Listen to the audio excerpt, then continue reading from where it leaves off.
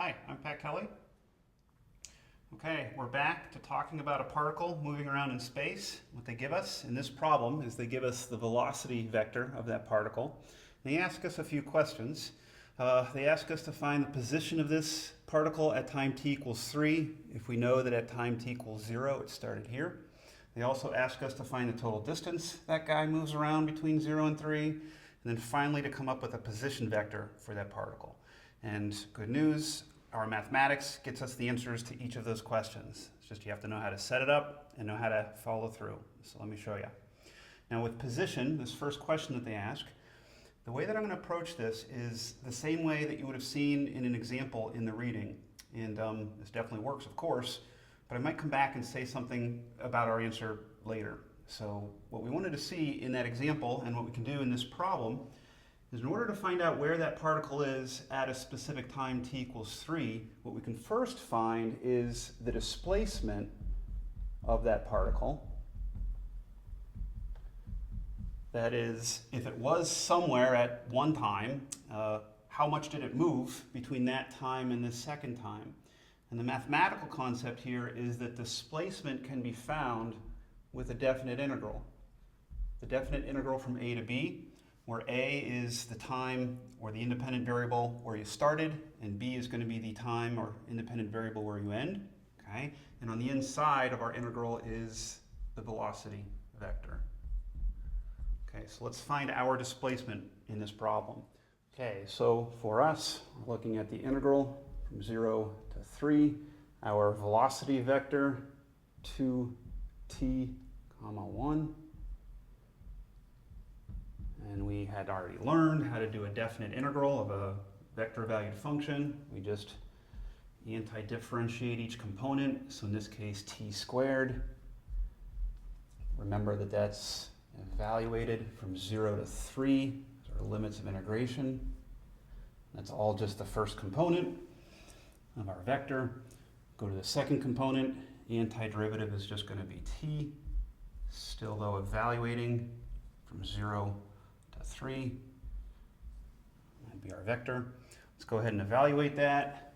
I think pretty simple arithmetic because we got some nice numbers here.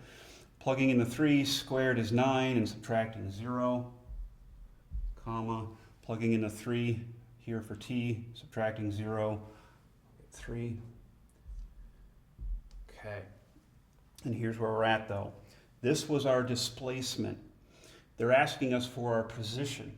So what you want to think of for like a new position of where you're at, it's your old position of where you used to be plus your displacement.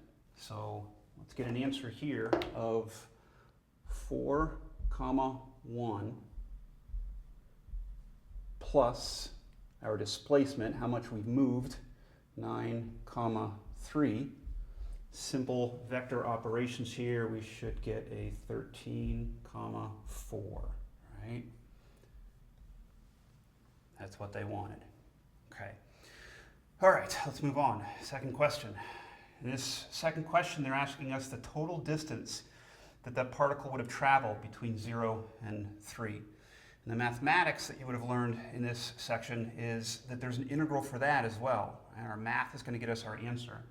And the total distance for a particle moving with our vector valued functions is the integral from a to b, and it's the magnitude idea, the magnitude of our velocity vector, dt, right? That's the new material. That's what you want to know, is the mathematics is going to get us our answer for total distance by doing a definite integral of the magnitude of a vector. All right, let's put in the specifics for us. In this problem, we would have the integral from 0 to 3 for our a and b. Now the magnitude of our velocity vector, I'd be looking up at our velocity vector that they give us. Remember, magnitude is the square root of, and then you square each component and sum in between, add them up in between. So 2t but squared would be 4t squared. Add up. When I go to my second component and square it, that's just going to be a 1. And then dt. Close the radical hat right there. Okay.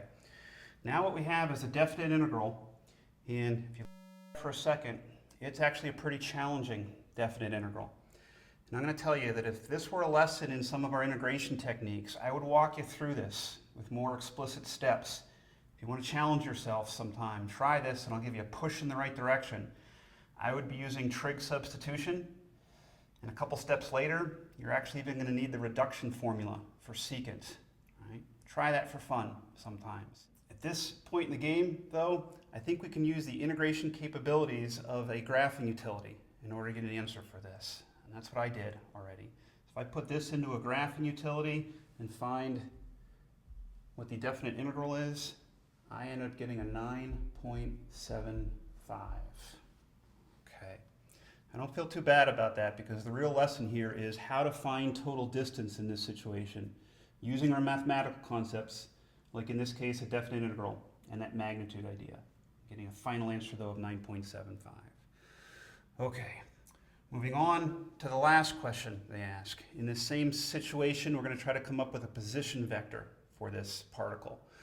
Position vector, again, it comes down to the mathematics and thinking in this case of the relationship between position and velocity. The mathematical relationship is that r of t equals the integral of v of t dt. So we need to do some integration, which we'll do. So we're looking at the integral of our 2t comma 1 dt. Okay. T squared comma t as a vector. But this is an indefinite integral, so you would have that constant of integration. I'll put plus c1 comma c2 as a vector, because your constant of integration is a vector itself. And we want to get a much better answer, or at least a better answer to that, by finding out exactly what c1 and c2 are, which we'll do by using our initial condition again. I mean, we know that at t equals 0, the particle is at position 4 comma 1, so what we know is r of 0 equals 4 comma 1 as a vector.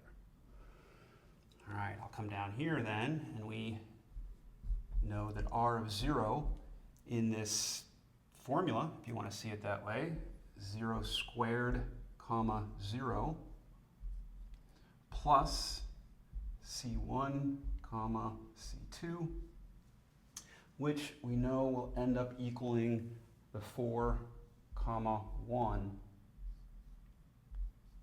which we know from right here, our initial condition. Okay? You can see what's happening here then. This is nice. The first vector just goes to 0, 0. So c1 comma c2 has to equal this guy over there. Hope it's clear. c1 has to be 4, and c2 has to be 1. So final answer, the r of t vector that they wanted, the position vector, equals, and I'm looking at this guy right here, but I'm adding specific known values now for c1 and c2. So plus c1, c1 was 4, I'll plus 4 there. This guy here, t plus whatever c2 ended up being for us, which was 1. And that's final answer there.